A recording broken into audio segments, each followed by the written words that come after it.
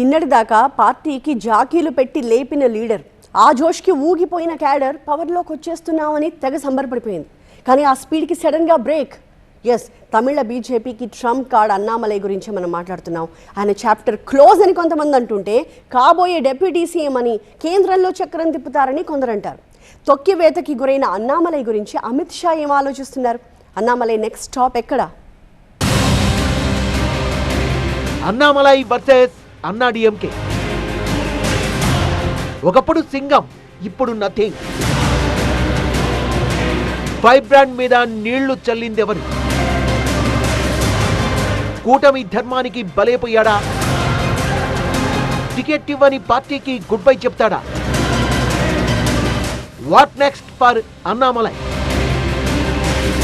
తమిళనాట ఎన్డీఏ కూటమిలో భాగంగా బీజేపీకి 27 స్థానాల్ని కేటాయించింది అన్నా డిఎంకే.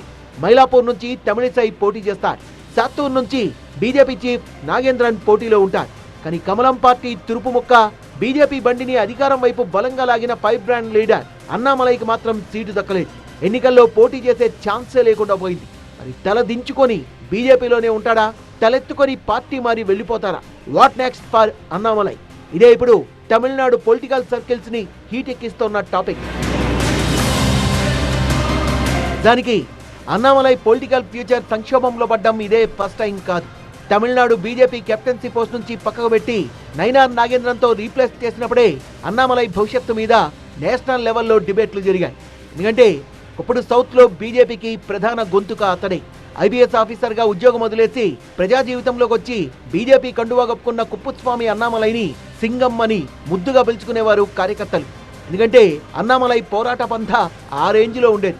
ఏజ్ ఓల్డ్ పొలిటీషియన్లతో వేగిపోయిన అరవ రాజకీయాల్లో అతను ఒక యంగ్ సెన్సేషన్ అయ్యాడు. తమిళనాట కూడా బీజేపీకి వాయిస్ ఉందా అని అందరూ షాక్ అయ్యేలా చేశారు. 2021 అసెంబ్లీ ఎన్నికల్లో బీజేపీ దూకుడు పెంచి అగ్రెసివ్ గా పార్టిసిపేట్ చేసిందంటే, ఒక మూమెంట్ లో సోలో ఫైటింగ్ కు కూడా సిద్ధమైందంటే ఆ క్రెడిట్ అంతా అన్నామలైది. వెంటనే తమిళనాడు బీజేపీ సారథిగా ప్రమోషన్ ఇచ్చింది హైకమాండ్. 2024 లోక్సభ ఎన్నికల్లో ఆశించినన్ని ఫలితాలు రాకపోవడంతో చీఫ్ పోస్ట్ నుంచి తప్పుకోవాల్సి వచ్చింది. తర్వాత అన్నామలై పొలిటికల్ జర్నీలో ఇది రెండో యాక్సిడెంట్. సీఎం రేసులో ఒకవేళ ఏదైనా హంగ్ అసెంబ్లీ వచ్చినా ఒక డిప్యూటీ సీఎం పోస్ట్ కానీ లేకపోతే ఇంకేదైనా పోస్ట్ కూడా ఒకవేళ చేయాల్సి వస్తే దానికి అన్నామలై అడ్డు రాకుండా ఉండటానికి ఆయన్ని ఆ పోస్ట్ నుంచి తీసేసినట్టుగా, లేకపోతే ఆయనకి సీట్ ఇవ్వకుండా ఎడప్పాడి పళనిస్వామి ఒక ఒక ఒక ప్లాన్ తోటి ఆ సీట్లు కేటాయించబోవడం అనేది జరిగింది. ఎన్డీఏ కూటమిలో చేతివాటం ప్రదర్శించి బీజేపీకి చుక్కలు చూపిస్తున్న పళనిస్వామి తన రాజకీయ శత్రువు అన్నామలైని స్పెషల్ గా టార్గెట్ చేశారు. ఎందుకంటే అన్నా డిఎంకేతో పొత్తును వ్యతిరేకించిన ఏకైక బీజేపీ లీడర్ అన్నామలై. అందుకే పళనిస్వామి అన్నామలైతో శత్రుత్వం పెంచుకున్నారు. సరిగ్గా టైం చూసి పగ తీర్చుకున్నారు.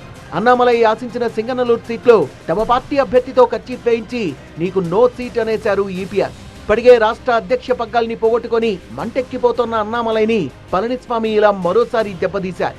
కూటమి ధర్మం పేరుతో అన్నామలై భవిష్యత్తును బలిపెట్టేశారు. గౌండర్ సామాజిక వర్గానికి చెందిన అన్నామలైకి పట్టున్న సీట్లు బీజేపీకి దక్కలేదు. అన్నామలై పోటీలో లేకపోతే కొంగు మండలంలో బీజేపీకి భారీగా నష్టం జరిగే ప్రమాదం ఉంది. ఎందుకంటే కరూర్, గౌండపాలయం, సింగనల్లూరు, కోయంబత్తూర్ సౌత్ నియోజకవర్గాల్లో అన్నామలైకి సెపరేట్ ఓటు బ్యాంక్ ఉంది. అయినా సరే ఎట్టి పరిస్థితుల్లోనూ అన్నామలైని పోటీలో ఉంచకూడదనే పట్టుదలతో ఉంది అన్నా డిఎంకే. అన్నామలైకి సీట్ లేకుండా ఎడప్పాడి పళనిస్వామి కావాలని దాన్ని ఆ సీటు కేటాయించలేదా అనే మాట చాలా గట్టిగా వినిపిస్తోంది. గత 4-5 ఏళ్లుగా అన్నామలై బీజేపీ రాష్ట్ర అధ్యక్షుడు అయిన దగ్గర నుంచి కూడా ఎడప్పాడి పళనిస్వామి లేకపోతే అన్నాదిముఖ మళ్ళీ అధికారంలోకి వస్తే అటు బీజేపీకి కానీ తనకి కానీ సీఎం అయ్యే ఛాన్స్ దొరకకపోవచ్చు అనేది అన్నామలై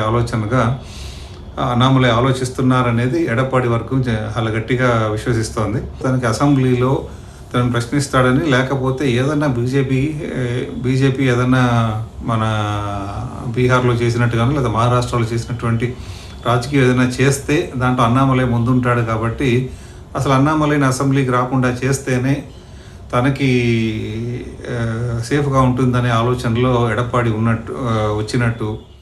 జాబితా విడుదలయ్యాక బీజేపీ అభ్యర్థుల్ని కంగ్రాచులేట్ చేస్తూ అన్నామలై చేసిన ట్వీట్ కూడా ఆలోచింపజేస్తోంది.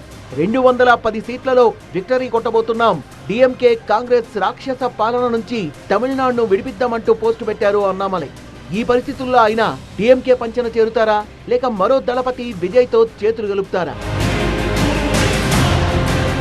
పాండిచ్చేరి టూర్ నుంచి చెన్నై చేరుకున్న ప్రధాని మోదీ తమిళనాడు బీజేపీ నేతలతో జరిపే కీలక సమావేశం ఆసక్తికరంగా మారబోతోంది. అన్నామలైని ప్రత్యేకంగా పిలిచి మాట్లాడతారని, మరో పోస్టు ఆశ చూపి బుజ్జగిస్తారని కమలం క్యాడర్ ఆశిస్తోంది. ఎందుకంటే తమిళ బీజేపీ వితౌట్ అన్నామలై ఈ ఈక్వేషన్ ని ఊహించడానికి కూడా కష్టమే.